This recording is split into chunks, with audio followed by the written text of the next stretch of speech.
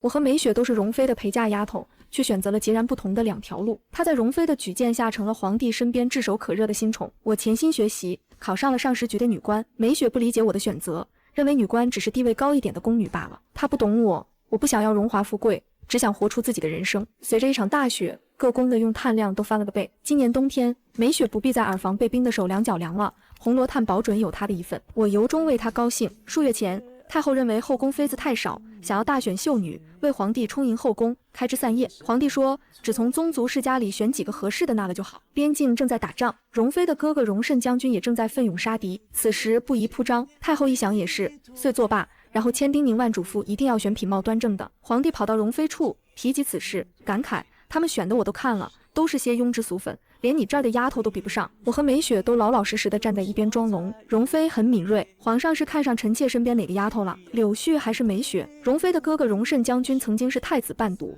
容妃和皇帝也算是从小就认识，比寻常妃子面对君王时更多了几分轻松和熟稔。皇帝一挑眉，话语中多了几分不明的意味。柳絮和梅香不都是你的陪嫁丫鬟，你也舍得割爱？容妃大方一笑，皇帝的视线扫过我，停了几秒，随后落在梅雪身上。这是当年你身边那个特别容易害羞的小丫头吧？都长这么大了。梅雪的脸颊微微泛红，低头不语。甚好。容妃牵过梅雪的手，我还曾经忧心，你们到了岁数是要出宫的，虽然没人敢欺负你们，但我终究还是不放心。如此，我们可以一直做姐妹了。至于柳絮，我赶紧跪下，奴婢只想考上女官，更好的伺候皇上和娘娘。我低着头，声音坚定平和。梅雪投来不解的目光。后来她问我为什么不要这送到嘴边的富贵荣华，我说自打我记事以来，就一直依附小姐，依附荣国公府，成为后妃，无非是依附的人换成了皇上。我想要的是可以自己做决定的人生。梅雪皱着眉，她还是无法与我共情。这皇宫内上上下下什么不依附皇上？柳絮，你伺候人上瘾吗？小姐心地纯善，给我们尊重和体面，但你知道其他下人过的都是些什么日子吗？你当了女官，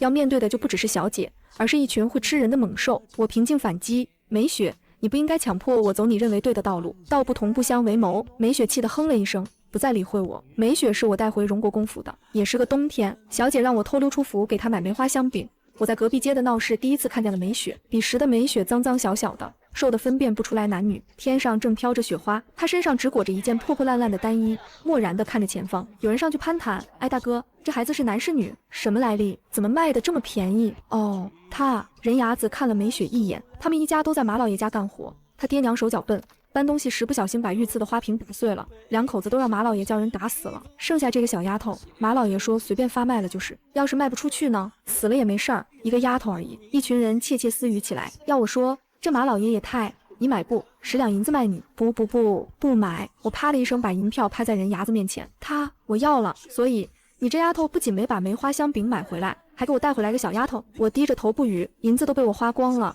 哪里还有钱买糕点？小姐面前摆着梅雪的卖身契，秀眉一挑，上手揪我脸蛋。柳絮，我看我是太惯着你了。我咽了下口水，泪眼婆娑。小姐，我真的知道错了，以后再也不敢了。她很可怜的，你就收了她吧。我把梅雪的身世讲了一遍，小姐听完也沉默了许久，叹了口气，这孩子罢了，今天刚好下雪，你就叫梅雪吧。快谢谢小姐。我赶紧推了梅雪一把，梅雪还恍惚着，顺着我的力道就跪了下去，眼泪大颗大颗的掉，嘴里一直重复着谢谢小姐，谢谢柳絮姐姐，谢谢小姐。日子一天一天过去，小姐心疼她，对她比对我还要娇惯些。梅雪逐渐变得活泼起来，但我知道疤痕终究是疤痕，它永远放在那里，时刻提醒着主人曾经的伤痛。梅雪选择留在皇上身边，我能理解，她不想再做下人了。上时乌鸡汤包好了，现在就给个宫娘娘送去。我点点头，又叫住宫女，容妃娘娘的那份给我吧，我亲自去送。钟粹宫的宫女太监对我都无比熟悉，快去通知娘娘，柳絮姐姐回来了。我拦下了要去通报的宫女，径自走进了殿内。容妃娘娘正在读信，我示意陪侍的宫女先出去，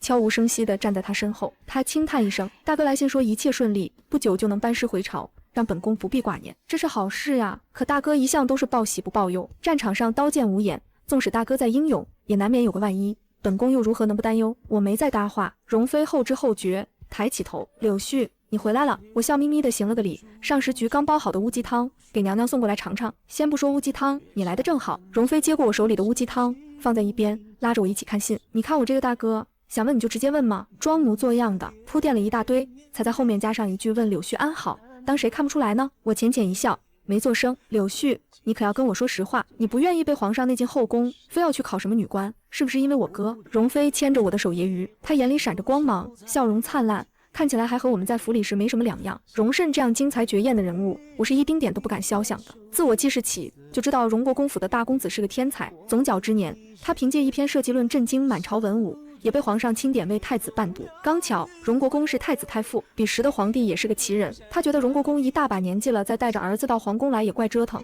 直接让太子在荣国公府住下了。荣国公为了省事，就干脆带着一双儿女和太子一起上课。丫鬟本来是不被允许读书识字的，但小姐不管去哪里都要拉着我和美雪，上课也不例外。荣国公宠爱小姐，便也睁一只眼闭一只眼。我们借着这个机会跟着一起听太傅授课，有听不懂的地方就回去问小姐，就这样磕磕绊绊的学会了念书识字。我顺着容妃的话玩笑了2句，随后不经意问娘娘，你可生美雪的气？再大度的女子也不会愿意和别人分享自己的丈夫的，容妃也不例外。容妃看看我，也没正面回答，只是轻叹一声。柳絮，他是皇上，除了美雪还会有别人，这宫里的人都戴着面具，至少美雪她不会害我。容妃眉眼中带着些许倦意，我突然不知道该和她说些什么好，盛了一勺乌鸡汤送到她嘴边。容妃就着我的手喝了一口，然后对着地上干呕起来。良久，她皱着眉，柳絮，太腻了。我尝了一口，很正常的味道。莫不是容妃有喜了？钟粹宫上上下下都得了赏赐，每个人脸上都笑开了花。皇上正在来的路上，我摸着容妃的肚子，也是止不住的笑。看来这个冬天我也闲不住了。从前说好的，等娘娘有了孩子，我要给她做100个肚兜。容妃眼底尽是温柔和欣喜。我说这2天总是觉得困乏，原来是有了。说着，皇上进来了，身后还跟着美雪，互相行过礼。容妃给美雪赐座，笑着跟她寒暄，像是什么都没变过。趁着皇上和容妃说闲话的功夫，美雪跟我耳语，柳絮，娘娘怀孕是喜事，但宫里有很多双眼睛都在盯着她，难保有人起了坏心思，你让上10局上下都盯着点，以防万一。也难得这丫头有这份心，我笑着应了句好。打今儿起，容妃就是容贵妃了。临近年关，窗外的灯笼红彤彤的挂着，连周围纷扬而至的雪花也泛着淡红。自打贵妃有了身子，就越发贪吃。我将上10局上下嘱咐了个遍，这是娘娘的第1个孩子，绝不能有分毫差池。美味佳肴更是变了花样的做，如流水一般送入钟粹宫中。但有孕也是受罪，贵妃素日里喜好大鱼大肉，如今多吃2口就会呕吐不止，只能吃些清口的。我只得叮嘱上10局多做些她素日爱吃的点心，梅花香饼、藕粉桂花糕、糖蒸酥酪，肚子里的娃也省心，不做不闹，跟着她母妃一起吃。每每提起这茬，贵妃脸上就全是幸福和温柔。她摸着肚子，是这孩子心疼我。我赞成，咱外甥就是懂事。后宫这么多公主，也没个皇子，皇上一直为此忧心，希望我这一胎是个男孩。她一边念叨，我一边笑。贵妃的脸和肚子都渐渐圆润了起来。皇上时不时过来坐，看着娘娘红润的小脸，眼里也是止不住的笑。看来这也是个能吃的。容妃嗔怪，皇上是嫌弃臣妾能吃，朕可不敢。哈哈哈！谈笑间聊起美雪，贵妃开口，美选是同臣妾一同长大，就像是臣妾的小妹。后宫的姐妹们脾气秉性各不相同，与她相熟的少之又少，还请皇上多多照拂。挺有意思的一个丫头。皇上脸上露出几分思索，既然贵妃这么说了，朕也会再多留心她几分。多谢皇上。皇上没接话，只看着一旁的我，有点疑惑。朕记得柳絮考上了上10局的女官，怎么还天天往你这跑？上10局的工作很清闲吗？看来朕奴婢告退。我把樱桃酒酿放在一旁，匆匆离去。不是，这丫头。皇上息怒。皇上早些年念书时就是个讨人嫌的寻常少年，小姐脾气好，面对他的屡屡挑衅都一笑而过。我嘴巴刁，不肯吃半点亏，常常不卑不亢把他对到哑口无言。只有美雪，她脸皮太薄，又不敢还嘴，总是被气得双颊通红。自打随小姐进了宫来，我就时刻忍让，在皇上面前努力降低自己的存在感。他如今可是皇上，万一哪天想到我当年的大不敬，治我的罪可怎么办？美雪成了皇上眼前的红人，这几日皇上几乎日日都宿在他那，后宫众妃都眼红极了，却也没人敢多说些什么。他倒是乖叫，时不时就要往贵妃那里跑一跑，想要给她请安。贵妃一律不见，问起来只说是怀孕期间身子乏累，不想见人。赏赐照旧像流水一般送入美雪的宫中。美雪有些苦恼，我现在有些猜不透娘娘的心思，不知道她到底是怎么想的，也害怕她生我的气。我笑着安抚她，娘娘的心思哪是咱们能猜透的？娘娘给你赏赐，就说明她还惦记着你，你也不是不知道娘娘的脾气，只管安心便是。可美雪眼里还是藏着几分忧愁。好啦，别想了，现在娘娘正怀着孕，你多注意注意年贵嫔那边，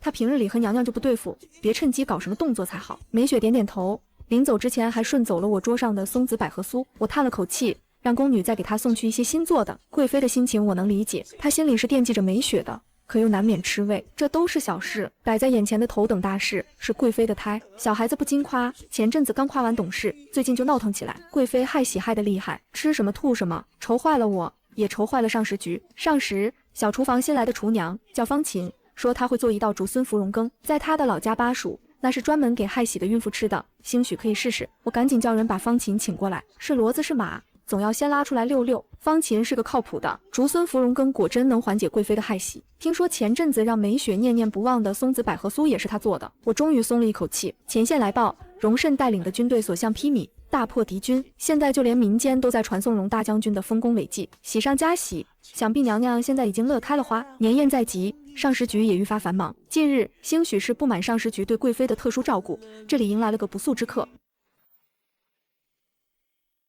是年贵嫔，她每天都来找麻烦，每天辰时来未时走，比我到的还准时，还在这蹭一顿饭，就像也从这领月例一般。我本来就忙得焦头烂额，还要应付她这么1号人物，短短几天，上食局从上到下都被她点评个遍。不是挑剔小厨房做的豌豆黄不够清甜，就是昨儿个午膳的荔枝白腰里面根本没有几个荔枝。我说这寒冬腊月的，全紫禁城都未必能找到几个荔枝，至于是甜，那是她的私人癖好，自己往里面加几块糖呗。年贵嫔不听，她还说我穿的女官长袍颜色太寡淡，影响她的食欲。贵嫔娘娘看不惯，可以回宫等上菜。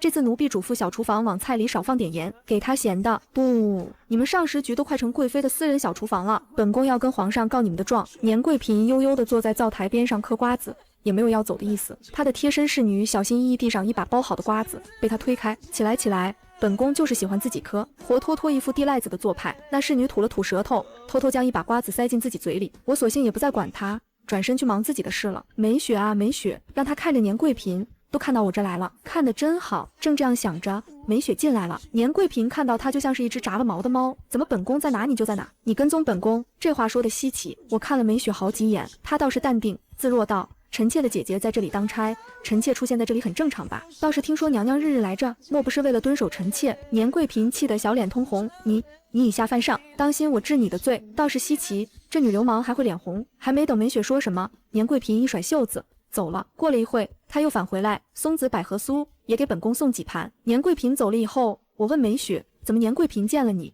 就像是耗子见了猫似的？我撵了她多久都撵不走，你一来她就让吓跑了。梅雪扑哧一笑，转移了话题，不说这个。柳絮，你明日出宫采买的时候，能不能带2盒知味斋的梅花香饼回来？好久没吃那个味道了，娘娘肯定也想吃。娘娘可没说她想吃，你嘴馋就直说，我戳穿她，我俩都想吃，求你啦，姐姐。梅雪拽着我的袖子耍赖，我无可奈何，应了下来。知味斋离采买的地方不算太近，可能要多耗费点时间，倒也无妨。知味斋还是老样子，连店里的伙计都没变。这不是柳絮姑娘吗？可有几年没来了，又买梅花香饼。我笑着递银子过去，是，麻烦您给我装2盒。伙计一边忙活一边跟我闲话，在宫里当差不轻松吧？还好，你们随娘娘进宫的时候个个岁数都不大，给我们店里的几个老伙计也都担心得够呛。宫里那可是吃人不吐骨头的地方，总是怕你们被人算计了。如今看到你们安好，娘娘安好，我也就放心了。我也有几分感动，劳你们记挂，一切都好。就是梅雪这丫头嘴馋，时常惦记着你们家的梅花香饼。伙计哈哈笑了2声，姑娘抬举，宫里什么山珍海味没有，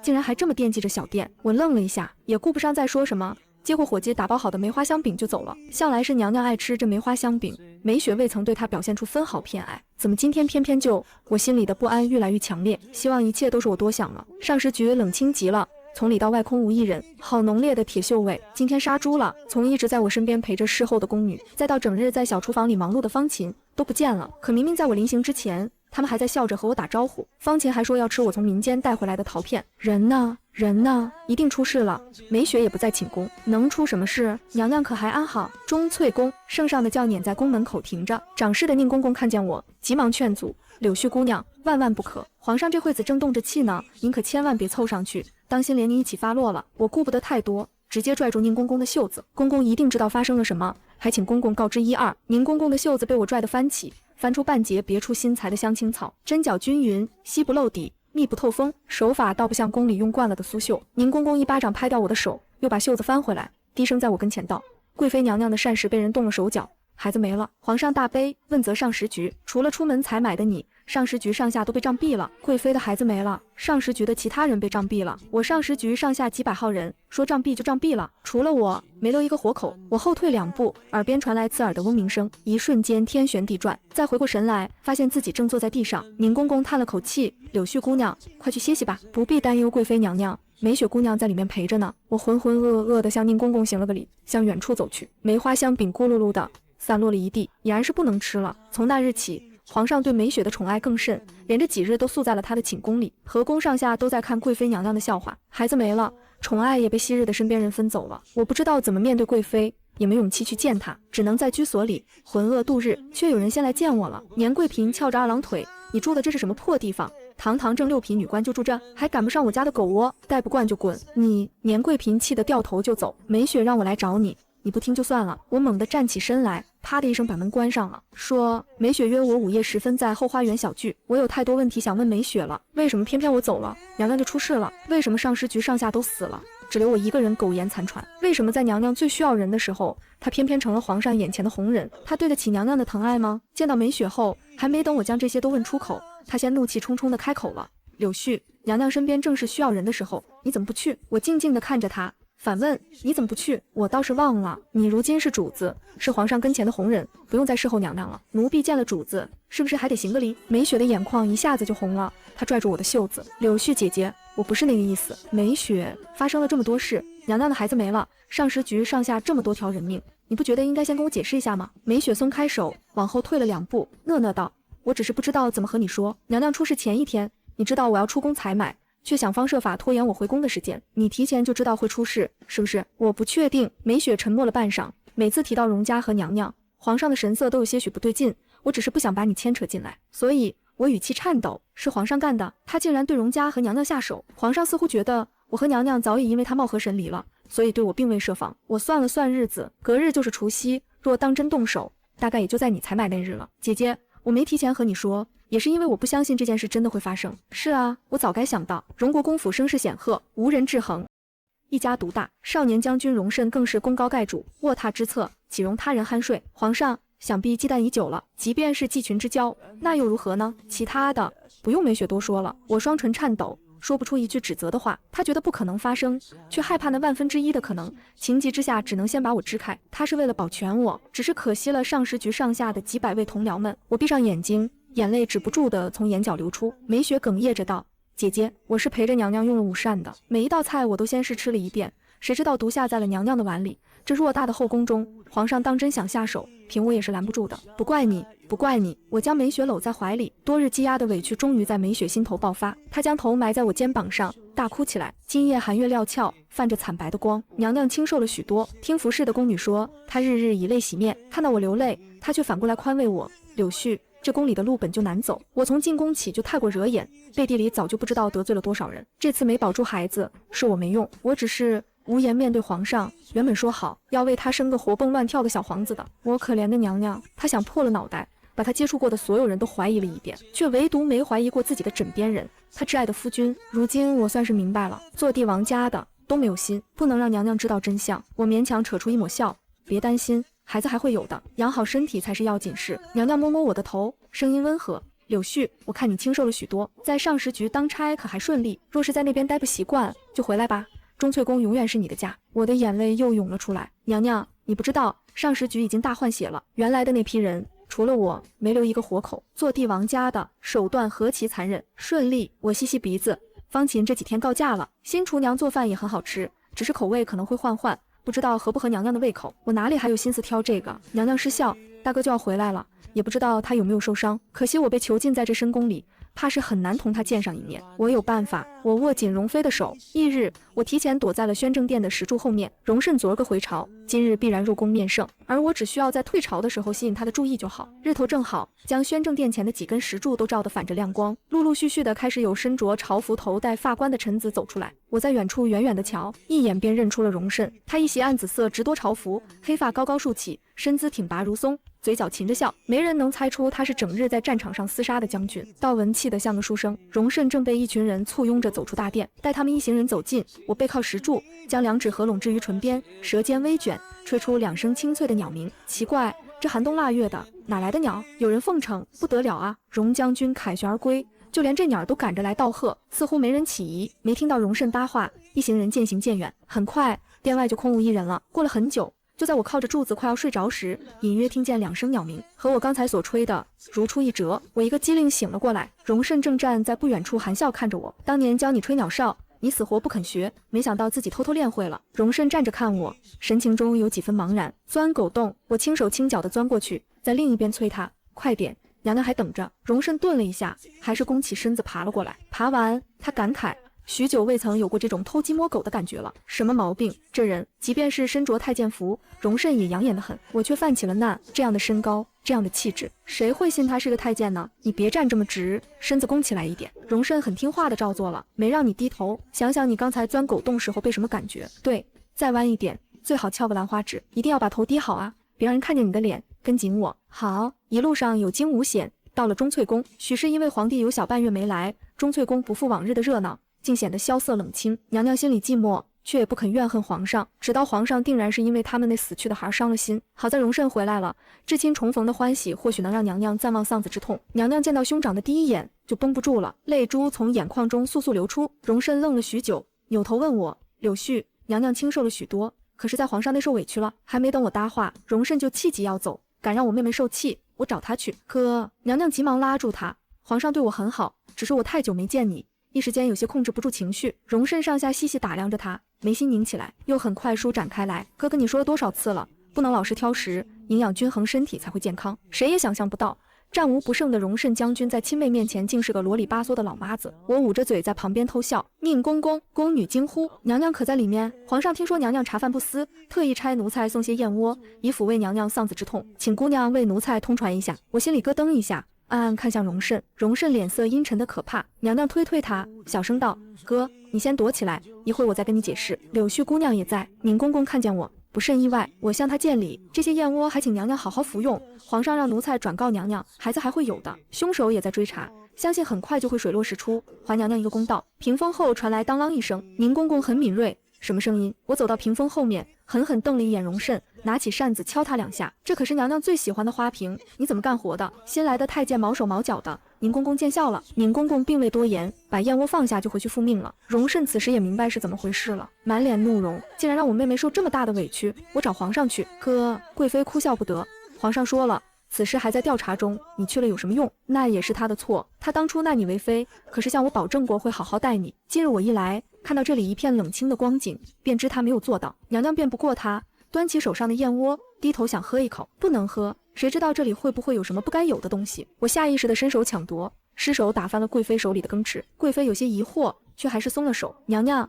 这燕窝已经放凉了，奴婢拿去热热。贵妃失笑，我以为怎么了呢？你啊，还是不稳重。我抹了抹脑门的汗，跑到寝殿外。天色渐晚，不知道娘娘和荣慎说了什么。他在出来时脸色依然阴沉，却也没再吵嚷着要找皇帝了，一路无言。我将他送到狗洞边上，娘娘这边有我照顾，你就别挂心了。荣慎沉默了一会，问柳絮，你今天为什么不让香儿喝那燕窝？我一愣，不是说了吗？凉，那燕窝分明还冒着热气，你有事瞒着我。我后背冒了一层汗，只能干笑2声。你想什么呢？只是当时我搞错了而已。说着，我的声音越来越小，这个借口太蹩脚了。谁料荣慎并未多问，只淡淡地道了句，你好自珍重。他一只脚在围墙内壁轻点，身子顺势凌空而起，一眨眼的功夫，3丈高的围墙就翻过去了。我站在原地愣了很久，只盼望荣慎并未察觉到什么异样。无论是什么人和皇权做斗争，都是死路一条。我虽然恨极皇上心狠，却也不愿荣家迎来灭顶之灾。我跟梅雪说了我的担忧，她却在思考另外一件事。柳絮，你有没有想过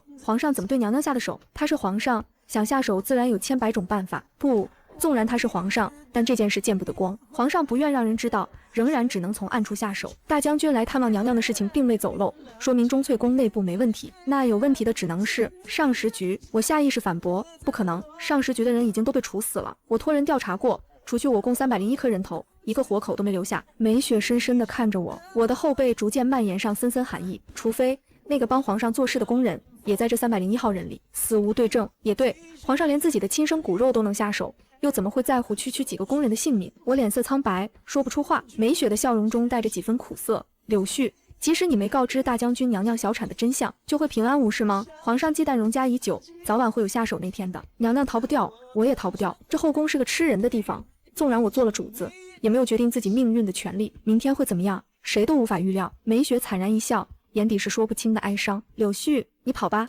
或许还有一条生路。我才不跑，我要留在这里，死也要和娘娘死在一起。我带着满腔心事回到了钟粹宫，娘娘似乎看出了什么，却也没多问。我伏在娘娘膝上听她念书，世事短如春梦，人情薄似秋云，不需计较劳苦心，万事原来有命。娘娘身上是好闻的沉香味，娘娘的手心温热，轻轻附在我的头发上，我沉沉睡了过去。幸遇三杯酒好，况逢一朵花心，片时欢笑且相亲，明日阴晴未定。宫外突然传来消息，荣慎反了。夜里骚乱声、兵歌声由远及近，由宫外到宫内，大批兵马手举火把将钟粹宫团团围住，明晃晃的如同白昼。娘娘穿戴整齐地端坐在寝宫内，面容平静。有侍卫大声呼喊，皇上请娘娘即刻前往伴驾。此时空气静得出奇，我沾水将窗纸捅出个洞，向外窥去，几百名兵丁刀已出鞘，闪着寒光。娘娘拍了拍我的手，牵强笑道：别担心，他们不敢动我。我握紧她的手，我和你一同去。娘娘坐在轿辇上，一路沉默。宫墙外是不绝于耳的厮杀呐喊声，许是武将家的小姐都勇气可嘉。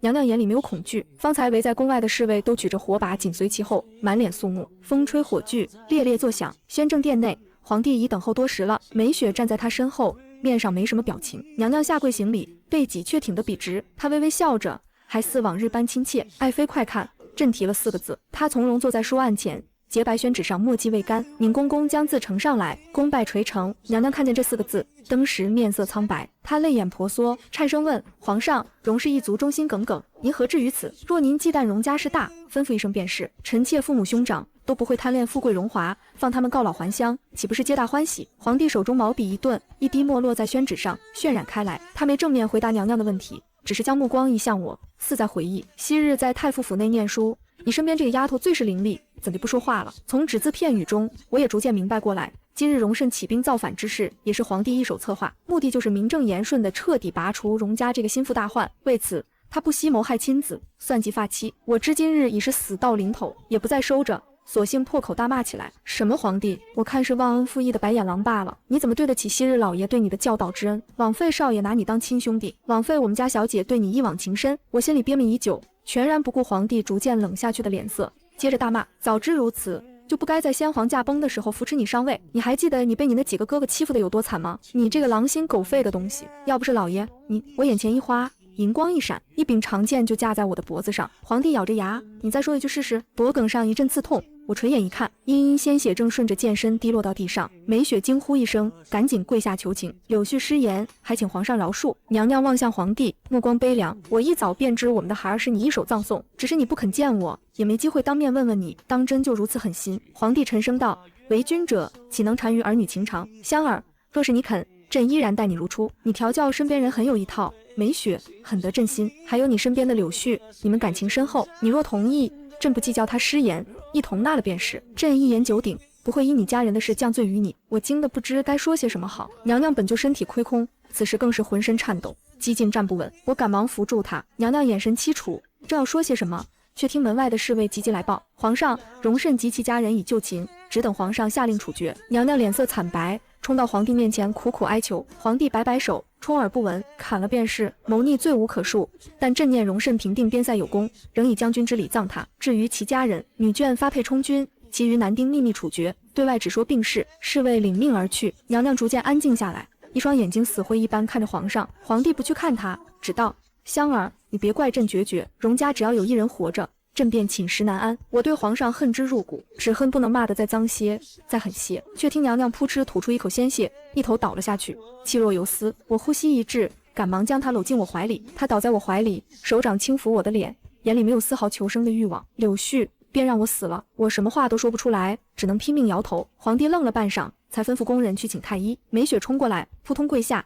眼泪大颗大颗的直往下掉。小姐，你不要死，奴婢一早就让年贵嫔去求他父亲了，他应承过，如有意外，定会尽全力救下老爷和少爷的性命。您再坚持一下，太医就要来了。娘娘正愣住，看向梅雪，一行清泪登时流出眼眶。她轻轻抬手拭去梅雪脸上的泪，刚要张嘴说些什么，目光就没了焦距。梅雪抱着她嚎啕大哭，几近昏厥。我也悲痛欲绝，只恨不能将皇帝千刀万剐。皇帝听见梅雪的话，慌了神，立马吩咐人去捉拿都指挥同知年有怀。慌张之余，他面色阴沉，将剑指向梅雪：你倒是会演戏，将朕哄骗得团团转。梅雪声音嘶哑：丝毫不惧。是又如何？你大可以一剑刺死我。皇帝此时本就心神大乱，闻之大怒，提剑便砍。梅雪冷笑，干脆将我肚子里的孩子也一起砍死好了，反正你已经杀了一个，也不差这一个。皇帝震惊之下，剑挥了个空，这肚子里的孩子正是他梦寐以求的没权没势的皇儿。好，皇帝转怒为喜，等平定反贼，镇定封你为贵妃。梅雪不再看他，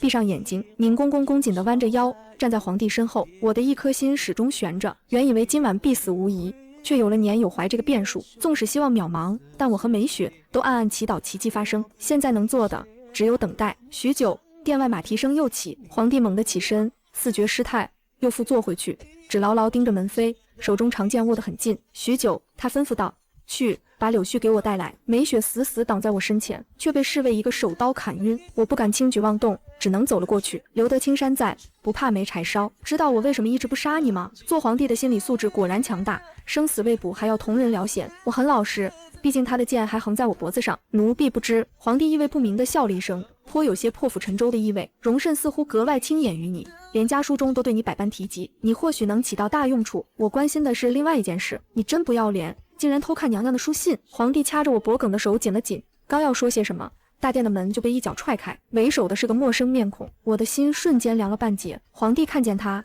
却没有一丁点欢喜。他凑到我的耳边，语气阴森：“看来今日你要给朕陪葬了。”我仔细端详那人面容，竟与年贵嫔有几分相似。是年有怀，年爱卿，朕平日对你颇为亲厚。年有怀道：“皇上，您只因猜忌，便狠心对老师、对功臣、对发妻、对亲子痛下毒手。如今朝内文武，除去荣家，便是年家。老臣为官数十年，岂不知唇亡齿寒之理？今日情形，实属无奈。臣虽忠于王室，却也不免为自己和家人做打算。君要臣反，臣不得不反。”皇帝哈哈大笑：“狼子野心，竟然也能如此冠冕堂皇。爱卿，以汝之年岁才能，怎甘心屈居于荣慎之下？臣和年伯父都不会称帝。”荣慎推门而入，看到他时，我心里一惊。荣慎的左边袖管空空荡荡，俨然失去了一条手臂。皇帝也是一愣，然后哈哈笑起来：“荣慎，你竟成了独臂侠，托你的福。”荣慎沉声道：“在战场上见惯了生离死别的将军，即使失去了一条手臂，也依旧从容不迫。昔日好友终成仇敌，也没让他面上流露出一丝一毫的脆弱，只在看到亲妹的尸体时，眼神才哀伤几分。”年有怀将话补充完整：“臣与荣氏只会扶持合适的皇室旁支上位，届时加以培养，未尝不是一代明君。”皇帝怒极反笑，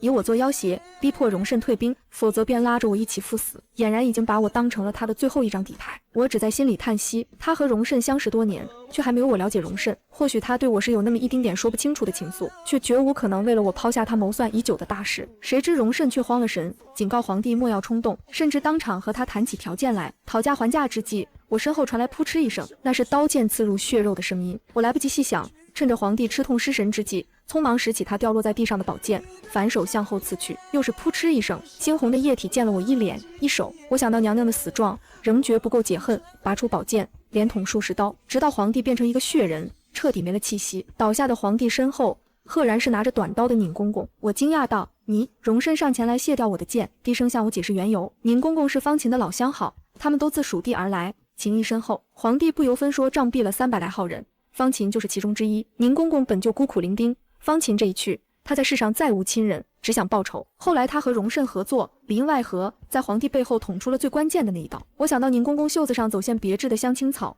脑海中突然灵光一闪，一切才串在一起。那绣娘的手法，分明是蜀绣的风格，想必是出自方秦之手。宁公公见皇帝已死，惨笑一声，向墙上奋力撞去，自尽了。接下来，新帝登基，江山易主，荣慎摄政，一切都回归平静。旁人只道是先帝突发恶疾，暴毙于宫内。在梅雪的肚子被人看出端倪之前，我们启程了。梅雪已在马车内，许是经历了这么一遭大起大落，她有些心神不宁。我低声问：“怎么了？”她也鬼鬼祟祟地答：“我好像忘了什么东西。”正说着，马匹一阵嘶鸣，猝不及防地停了下来。我和梅雪连忙下马查看，一女子长发竖起，身背一个大包袱，腰别匕首，径直向我们走来。我看了这装扮，心里直发毛，别是碰上了劫道的。待到那身影走近，我方才看清是年贵嫔，她俏白的小脸上尽是怒容。你欠了我这么大的人情，说跑路就跑路，将来让我去哪找你？我望向梅雪，梅雪轻声问：“你爹舍得你走？他才不管我。嫁过人的闺女就像是泼出去的水，你别忘了我们才是一家人。”我提醒你锦衣玉食惯了，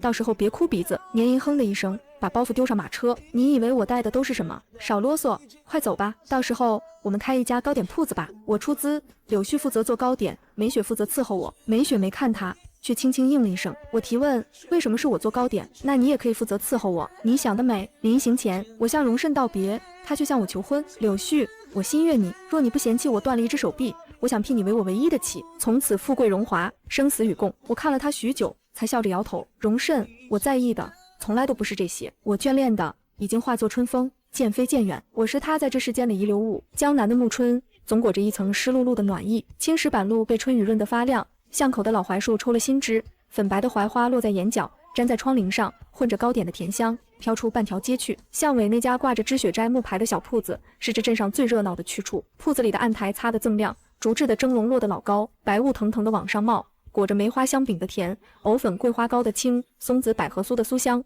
勾得路过的行人频频驻足。我系着青布围裙，指尖沾着面粉，正将最后一块梅花香饼放进蒸笼，炉火烧得温吞，铜壶里的沸水咕嘟作响，时光慢得像是能攥在手里，揉进糕点里，酿成安稳的甜。身后传来轻缓的脚步声，梅雪扶着腰慢慢走到我身边。她如今已是7个月的身孕，小腹微隆，脸色红润，再没有宫里那副藏着心事的怯弱模样，眉眼间只剩温柔平和。又做梅花香饼，她伸手拂去我鬓角的面粉，声音软乎乎的。年英方才还闹着说你偏心，只做这一款。我笑着转头看她鬓边别着一朵新鲜的槐花，素色的不群衬得她肌肤胜雪，哪里还有半分昔日梅选氏的影子？她懂什么？这饼是小姐爱吃的，也是咱们从宫里带出来的念想。我将她扶到窗边的软榻上，递过一杯温好的蜜水。你身子重，少蘸些，仔细擂着。梅雪抿了口蜜水，望着窗外的春雨，轻声叹。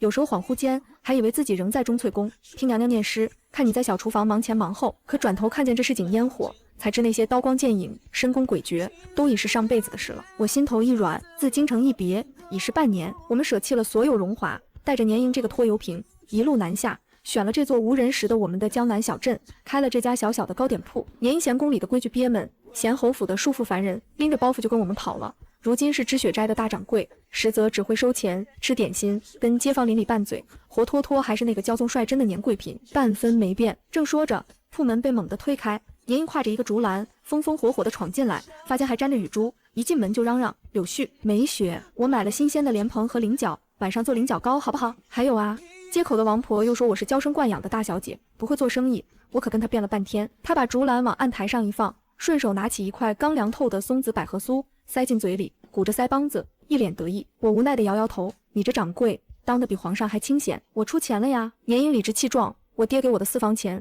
全投在这铺子里了，我就是甩手掌柜，你们俩负责干活，我负责享福，天经地义。梅雪被他逗得轻笑，眼底的愁绪一扫而空。我看着眼前这2个姑娘，一个曾是寄人篱下的孤女，在深宫步步为营，一个曾是骄纵跋扈的贵嫔，在皇权夹缝里求生，如今都卸了所有伪装，成了江南小镇里最普通的女子，为一块糕点，一场春雨，一句拌嘴而欢喜。这般光景是我从前在上士局的灶台前想都不敢想的。我曾以为我的一生会困在深宫，要么为女官，终老宫闱，要么为妃嫔，依附帝王。可我从未想过，有朝一日我能远离红墙，远离权谋，守着一方小铺，做着自己喜欢的点心，陪着在意的人，活成真正的自己。傍晚时分，雨停了，夕阳穿过云层，洒在青石板路上，镀上一层暖金。铺子里的客人渐渐散了，我正收拾案台，忽然听见门外传来一阵轻缓的马蹄声，还有侍从低声的通传。我心头一动，抬头望去，巷口立着一匹黑马，马上的男子身着墨色长服，身姿挺拔如松，